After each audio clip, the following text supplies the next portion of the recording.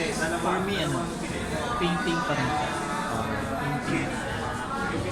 I like texture.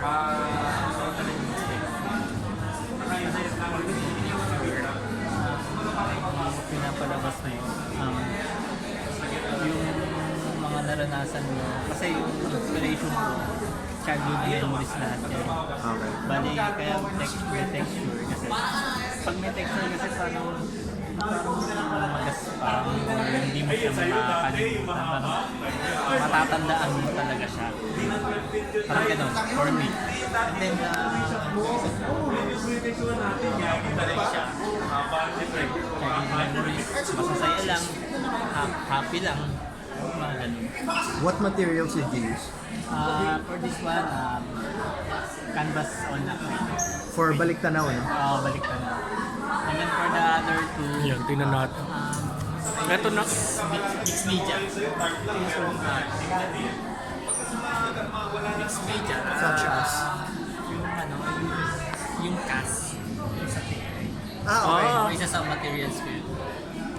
Ang galing, ano? Bakit naisip Grabe, mo paano nyo naisip Kasi yung gano'n? kasi yung cast, yung texture din siya, yung strand ng parang guhit niya. Pag pinalutan mo siya ng pinturan, pag ina-frame mo siya, ayun yung effect niya. Lahat to sir, cast yan lahat, yung mga bilog. Ito? Oo. Oo, kasi Kaya mga Napansin ko parang ang dami mong round shapes. What does that represent? for me kasi parang, yung buhay kasi parang, umiikot lang, parang bilog. Parang cycle of life, umiikot lang siya. Sometimes, minsan, mas maayos, and then, yung mga pagsubok, iikot ulit. Parang ganun. Bakit numero yung title ng mga works na to sir? Kasi, Address ba yan? yes, childhood memories, Oo. yan yung mga bahay na tinirhan namin. Nagka-idea ako doon na parang... Saan may mga makukulay na pangyayari na nangyari habang ako yung nakatira doon. If you don't mind, anong mga neighborhoods yung sa Manila ba or sa... Manila, sa Tondo. Ayun. Sa Tondo, Kaya pala, no? So, parang iba-iba yung... Kaya mo sinasabing rough. oo, marami.